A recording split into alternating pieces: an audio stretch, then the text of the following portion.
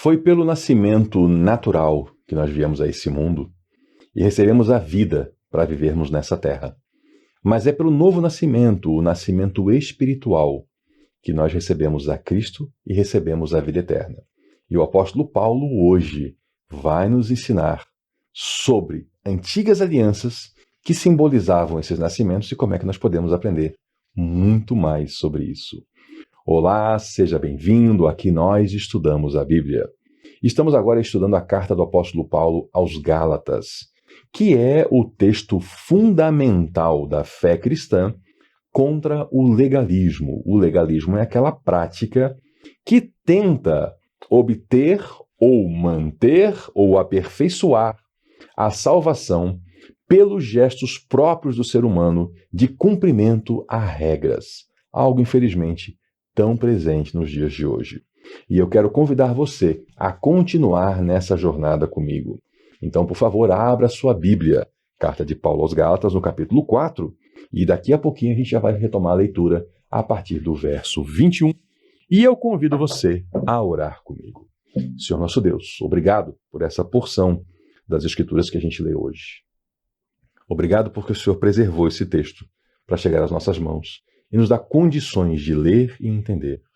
Nos inspira, Senhor, e nos ensina toda a verdade para que a gente ande direitinho contigo. E nós oramos em nome do Senhor Jesus. Amém. Diz assim a palavra do Senhor, Gálatas 4, 21. Digam-me vocês, os que querem estar debaixo da lei, acaso vocês não ouvem a lei? Olha que interessante. Será que eu posso perguntar isso para você? Será que você é um desses que quer andar debaixo da lei? Será que você é um desses que acredita que a sua fé depende, a sua relação com Deus depende de, por exemplo, você dar o dízimo porque está na lei? Você guardar o sábado porque está na lei? Você não comer certos alimentos porque está na lei? Você cumprir certos ritos cerimoniais porque está na lei? E aliás, antes que você venha com a conversa que dízimo é antes da lei, eu tenho um vídeo inteiro aqui no canal só sobre dízimos, onde eu expliquei, por exemplo, que aquele seu pregador falastrão que diz que o dízimo vem de Abraão, só não contou para você que Abraão deu dízimo uma vez na vida de um evento especial. Mas você vê isso lá naquele vídeo. Vamos lá então. Digam-me vocês, os que querem estar debaixo da lei, acaso vocês não ouvem a lei?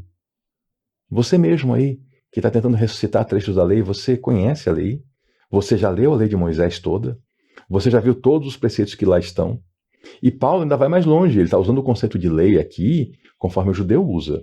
Porque para o judeu, o que é a lei? Gênesis, Êxodo, Levítico, Número e Deuteronômio. Sim, o Gênesis, os 5 livros de Moisés compõem a lei, o Pentateuco. Não é só os trechinhos com normas, não. Então vamos lá o que Paulo nos ensina, porque está escrito que Abraão teve 2 filhos, um da escrava e outro da livre. Abraão está sendo usado aqui por Paulo como exemplo da fé, da promessa. Ainda que venha lá o seu pregador favorito usar Abraão para cobrar dízimo de você. Sim, eu tenho uma questão forte contra o dízimo. Sabe por quê? Porque pessoas estão sendo afastadas de Cristo por causa da prática errada de cobrar dízimo. Sim, é errado. Se você ainda tem essa ideia na sua cabeça, você foi tão escravizado pelo seu pastor que cobra dízimo que você acha que dízimo é uma coisa espontânea. Não é não. Dízimo é um imposto. Foi imposto sobre você pela lei de Moisés. E você sim está escravizado se você ainda acha que isso é certo. E eu tenho visto pessoas se afastarem da cruz de Cristo porque não podem suportar a carga que é colocada sobre elas. Então sim, eu tenho uma questão com tudo o que afasta pessoas da cruz do Calvário. Então, ele está dizendo aqui, Abraão teve 2 filhos. Um filho foi da escrava e outro da livre. Se você não conhece a história, leia lá no Gênesis, tá? Mas o que acontece é o seguinte, Abraão era um homem velho, recebeu uma promessa de Deus que ele seria pai. E Abraão é o exemplo clássico daquela pessoa que quer dar uma ajudinha para Deus. Ele era muito velho, o filho não vinha, e a mulher dele teve uma ideia que pareceu brilhante. Eles tinham uma escrava egípcia chamada Agar, e ela teve uma ideia de fazer algo que não era estranho aos costumes da época. Falou assim, Abraão, faça sexo com a minha escrava, porque o filho que nascer dela, como ela é minha propriedade, o filho vai ser meu. Aí eu crio como meu filho e aí está cumprida a promessa, né? Nasceu um filho. Veja que o desespero por ter filho era tão grande que a pessoa pediu para que o seu marido fizesse sexo com outra mulher. Porque considerava essa mulher propriedade. Então, toda uma série de distorções de valores da mente que levaram a uma série de problemas. O filho da escrava nasceu de modo natural. Sim, o homem fez sexo com uma mulher, a mulher concebeu e depois de 9 meses nasceu o filho. Isso é natural.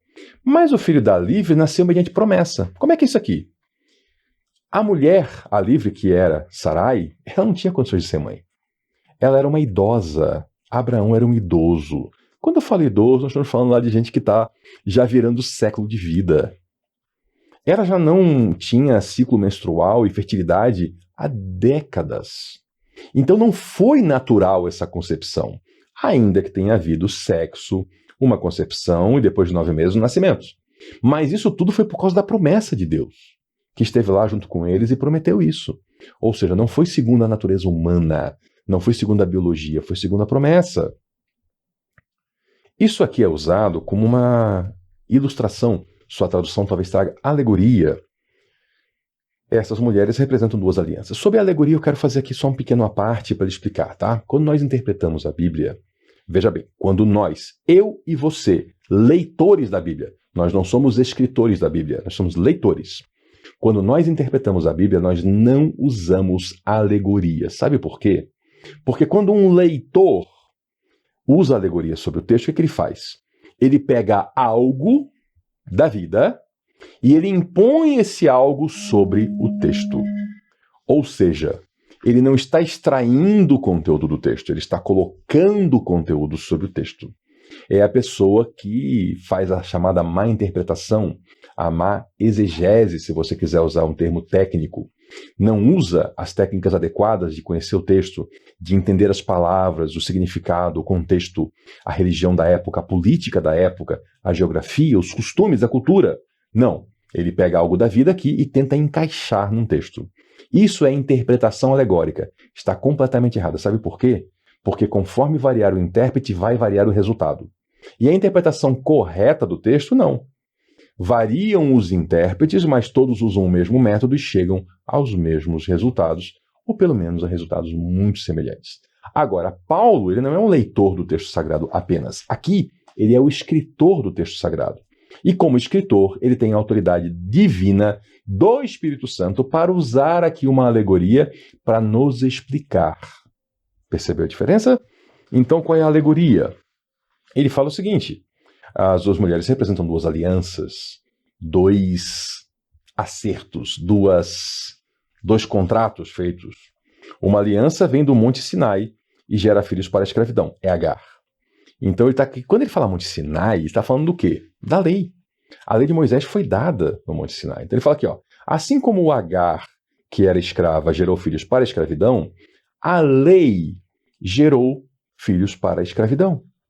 Porque ainda não era o tempo de vir o Cristo.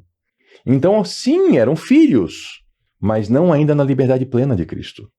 Ainda sob a escravidão da lei, porque eles precisavam ser conduzidos pela vida.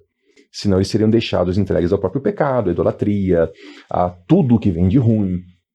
Aquela vida do homem natural, tribal.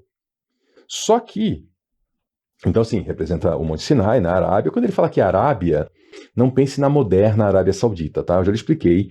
Os nomes das regiões de 2000 anos atrás variam em relação a hoje, tá? Síria, por exemplo, era a província romana da Síria, englobava Israel. Era um lugar diferente. Roma não era só a cidade de Roma. Roma era tratado também como todo o império. Então, Ásia, né? Nós hoje temos aquele grande continente da Ásia. E a província romana da Ásia era bem menor. Então, calma, né? Não vai você agora dizer, não, mas o Monte Sinai não é... Calma, aqui são nomes de época, certo? Ele fala assim que essa aliança, né, com Agar, o nascimento do filho da escrava, representa então o Monte Sinai e corresponde à atual cidade de Jerusalém, que está escravizada com seus filhos. Quando ele fala atual, ele está falando atual de 2000 anos atrás, tá? Ainda que seja a mesma cidade, ainda que seja o mesmo lugar, ainda que seja o mesmo povo. Mas ele se refere àquela época. Então ele fala assim, ó, essa aliança aqui, tá? Essa ideia, Abraão teve 2 filhos, um de modo natural e um de modo da promessa. O filho do modo natural foi da escrava. É como o Monte Sinai, gerando filhos para a escravidão. Representa o quê? A Jerusalém atual, onde se fazia, naquela época de Paulo, se fazia o quê? Se fazia todos os ritos da lei no templo. se faziam os sacrifícios, toda a ritualística, precisavam de um sumo sacerdote, ou assim eles acreditavam nessa época, porque nessa época aqui já não precisava mais, né? Já tinha Cristo. Então ele fala, isso aqui é Jerusalém atual, que está escravizada com seus filhos. Por quê? Porque eles continuavam lá na lei, achando que precisavam do mediador, do incenso, do sacrifício, do fogo, do rito, da roupa correta, do dia certo, da festa certa. E Paulo fala, mas a Jerusalém do alto é livre. Essa é a nossa mãe, a Jerusalém celestial. Aqui eu vou fazer uma conexão, tá, com o Apocalipse. Não sei se era isso exatamente que Paulo aqui tinha em mente, mas no Apocalipse nós vemos que existe uma outra Jerusalém celestial que vai descer à terra no final dos tempos para ser a nossa habitação. Não é Jerusalém atual, é a celestial. Ele fala, a nossa é livre, vem do alto, é a nossa mãe. Pois está escrito, aqui ele vai fazer uma citação de um trecho lá de Isaías. Alegre-se, ó estéril, talvez sua tradução traga regozije-se, termos mais bonitos, mais assim, trabalhados, mas para dizer isso, alegre-se, ó estéril, você que nunca teve um filho, grite de alegria, você que nunca esteve em trabalho de parto, porque mais são os filhos da mulher abandonada do que daquela que tem marido. Isso aqui era uma profecia, tem todo lá o seu contexto, que eu não vou trabalhar isso agora, eu vou trabalhar esse contexto aqui de Gálatas. Ele está falando assim, ó, está escrito assim, ó, que a mulher estéril deve ficar cheia de alegria. Vamos lembrar que nós vivemos hoje numa sociedade deturpada, onde não se valoriza o ter filhos. Mas aqui ainda era uma sociedade real, em que se valorizava. Olha, você que nunca, né, você é estéril, nunca teve trabalho de parto, vou dizer uma coisa, hein? Os filhos da mulher que foi abandonada vão ser mais do que aquela que tem marido. Ou seja, é uma situação aqui de inversão, né? Aquela que se julgava largada, prejudicada, Agar, né? Foi o caso, mas não é a metáfora aqui. Aquela mulher que se julgava assim, olha, não tem mais nada para mim. Tem a promessa, não. Você vai ser próspera como mãe. Você vai ter seus filhos. Você vai formar sua família. Até mais do que essa outra que você olha que está lá na sua casa com seu marido. Calma, tem coisa boa para você. Olha que interessante. Vocês, irmãos, são filhos da promessa, como Isaac. Isaac foi filho de Sarai, o filho nascido conforme a promessa de Deus. Naquele tempo, o filho nascido de modo natural perseguiu o que nasceu segundo o Espírito, né? Nós vemos lá no Gênesis que o Ismael, que era filho da escrava, ele acabou perseguindo o filho de Sarai, que depois virou Sara, né? E a relação foi ruim. Então Paulo está falando, olha, isso aconteceu. E o mesmo está acontecendo agora. Os filhos da escravidão perseguem os filhos da promessa. Você não vê isso hoje? Aquelas pessoas que querem se colocar sob a escravidão da lei, elas não vêm perseguir você, que quer ser livre? Quer ver exemplo? Eu vou dar exemplos aqui do nosso canal, por exemplo. Né? Exemplo, por exemplo, ficou feio. Eu às vezes falo isso. Quem viu vídeos antigos aqui do canal sabe que eu sou tatuado. Eu tenho diversas tatuagens pelo corpo. E não, eu não as fiz antes de conhecer a Cristo. São tatuagens, algumas são bem atuais, inclusive. E aí vem aquele cristão aprisionado na lei e fala assim, já escreveram para mim, tatuagem na pele é pecado. Eu não conheço outra tatuagem que não seja na pele. E eu não vou falar aqui o que eu penso, que eu sou às vezes um pouco sarcástico. Mas, por que essa pessoa pensa isso? Porque ela leu na lei de Moisés que fazer marcas no corpo não pode. Só que essa pessoa não cumpre o resto da lei. Ela pegou aquele trecho para me atacar. Tá vendo? O filho da escravidão persegue o filho da liberdade. Se você não quer fazer tatuagem, ou se você quer, isso não é problema meu, problema seu. O que é problema meu é que eu preciso lhe explicar. A Bíblia não proíbe isso, não. Na Bíblia você não vai encontrar um texto proibindo tatuagem para a igreja. Você vai encontrar textos proibindo marcas no corpo para o antigo Israel. Que, aliás, se a sua tradução traz tatuagem, está errado. Tatuagem é uma técnica que não existia no antigo Israel nessa época. O que eles faziam era marcas no corpo usando cortes. É o que hoje nós chamaríamos de técnicas de escarificação, ainda usadas em alguns países por algumas culturas tradicionais. Mas o ponto aqui é o seguinte. O sujeito vem e me vê tatuado e fala que é pecado, porque ele é escravo. Ele quer cumprir a lei. Ou como já aconteceu comigo. Quem me conhece há tempo sabe, periodicamente eu mudo minha aparência. Tem gente que hoje não me reconhece. Por quê? Porque me conheceu com o cabelo comprido, com a barba aqui pelo peito, usando várias argolas, vários brincos. Talvez você mesmo venha me ver assim daqui a algum tempo. Por quê? Porque eu quero. A aparência é minha. Eu sou livre para isso. Não existe nenhuma lei que me impeça de tal, mas tem igrejas que têm lei. Olha, não pode por isso, isso e aquilo. Aham. E aí essa pessoa não se contenta em viver isso. Ela quer vir e impor sobre mim a escravidão dela. Muito obrigado, fique com a sua escravidão, eu fico com a minha liberdade em Cristo. E a minha liberdade me leva a abominar o pecado. Esse eu quero longe de mim. E eu luto para não pecar, e quando peco eu me arrependo e busco a cruz. Agora, as suas regras de escravidão, liberte-se delas, mas se não quiser se libertar, eu é que não vou segui-las. Mande embora a escrava e seu filho, porque o filho da escrava jamais será herdeiro com o filho da livre. Preciso explicar? Não, mas eu vou explicar. Esse pessoal que quer viver a escravidão não tem relação com a liberdade. Assim como lá a escrava foi mandada embora, eles são também mandados embora agora. Pelo menos eu mando embora da minha vida e a Bíblia também está mandando embora. Portanto, irmãos, nós não somos filhos da escrava, nós somos filhos da livre. Eu sou filho da livre e não da escrava. A minha Jerusalém é a Jerusalém celestial. Não é a de templo, rito, norma, lei de Moisés. Convido você também a seguir isso, tá? Seja filho da liberdade. Só para fazer aqui uma pontinha, tá? Para quem não conhece a história, que Agar foi a vítima na história, né? A mulher escrava, ela foi forçada a fazer sexo com seu patrão, que era Abraão, teve um filho, aí coisa de criança, né? O filho dela persegue o filho da outra e ela dançou. Mas Deus é bom. Deus falou assim, Abraão, manda embora essa escrava com o filho. Só que eu não penso que Deus é malvadão, não. Porque Deus pegou essa mulher no deserto e falou assim, eu vou cuidar de vocês. E Deus fez do filho dela, Ismael, um grande líder, tá? E também deu promessas a ele. Só para você ter uma noção, o povo de etnia árabe, eles são em sua maioria descendentes de Ismael. Ou seja, Deus cuidou disso, né? Claro que infelizmente hoje tem toda uma outra questão de guerras e tudo mais, mas a gente veio o cuidado de Deus. E Deus ama cada um desses homens hoje, homens e mulheres que estão fora de Cristo e que são descendentes de Ismael. Deus ama cada um deles com profundo amor e quer resgatar cada um para Cristo. E tem resgatado a muitos. Talvez um dia eu trabalhe com você ainda sobre os milagres de Deus, as conversões que ele faz lá no mundo islâmico. Mas por hoje não, por hoje encerramos por aqui.